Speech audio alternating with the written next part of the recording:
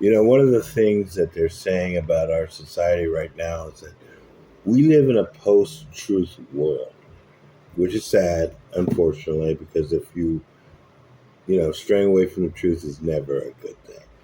But it's not that we're really living in a post-truth world. It's that we've got an aspect of our country that just refuses to deal with the truth.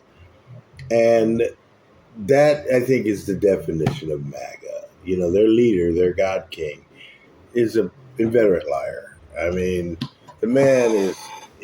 The lies are just unbelievable. How America could have elected this child as president is really pathetic. And the rest of the world, I'm sure, is looking at us like we're morons.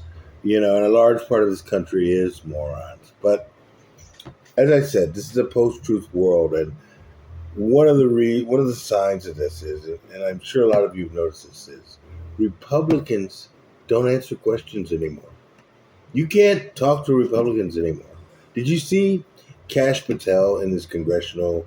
Uh, he was in front of Congress about a week ago or whatever, and they were trying to get him to answer questions, and all he would do was dodge, obfuscate, start yelling, go off topic, and that's the way it is with MAGA as a whole. Nobody answers questions. I mean, you look at these podcasts and talk shows, and you get these people. You try to get them to answer a simple question. I just saw one, for instance, of this young kid, Gen Z kid. He's running the podcast. He's obviously very intelligent.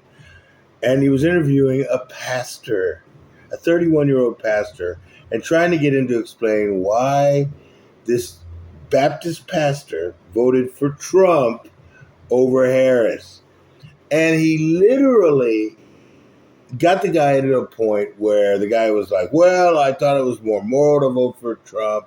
Harris is too immoral. And one of his big reasons was he didn't want men going into women's spaces. And so the kid very brilliantly played the tape of Trump, talking about going into a girl's locker room, looking at young girls naked, but you don't want men going into women's spaces. And so the guy was confronted with this blatant hypocrisy. And in my opinion, if you're a pastor and you voted for Trump over Harris, you're not a good pastor. You're not reading the word of Christ. No. And you're confronted. You say you don't want men going into women's spaces, which, of course, he's thinking about trans issues. But Trump did something way worse than most trans people ever do. Going into a girl's locker room and looking at them without their clothes, no, that's horrible. And this pastor came up with all kinds of mental gymnastics to justify why it was still better to vote for Trump. And, of course, his other issue was abortion, which is another one that's very tricky. And the kid went into a nice breakdown of that, too. But this pastor, believe it or not, ultimately he hung up. And that's the thing. You see this over and over again. Republicans will not answer the questions because there is no justification for voting for Trump. The guy is totally egotistical. Fascism, blah, blah, blah. There's no reason to have voted for him. And as time goes on, you see MAGA, they're sticking with him over everything. I mean, the Jimmy Kimmel thing, for instance. Their team wants Kimmel off the air. They don't care about freedom of speech, which is the ultimate important issue. Nope. Our team hates Jimmy Kimmel. He needs to be off the air. Sinclair, nope, we're not going to run the show because, that's a loss for our team. So we're not running the show.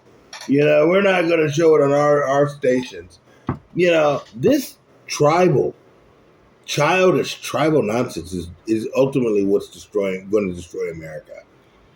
And if you don't want to deal with the truth, if you can't answer simple yes or no questions, you have to do mental gymnastics to justify immoral viewpoints. You say, I don't like men going into women's spaces, and then Trump, we all know, does that, and you still say, yeah, but Kamala was more evil than Trump. He was the lesser of two evils. Man, there's no reality anymore. They're not dealing with the truth. I don't know what they're dealing with. That Kool-Aid, man, It must be some really good stuff. I'd like to drink some of it because it must really get you high. Because these people are not even trying to deal with reality, and America can't be this way. No, at least in the old Confederacy, that last Civil War we had, at least they could say, well, slavery may be bad, but it's helping our economy. At least they could have said that. At least they had a reason. But this fascism, I don't see how it benefits us. It benefits Trump and his rich cronies and all those other wealthy people. It doesn't benefit the rest of us. But MAGA,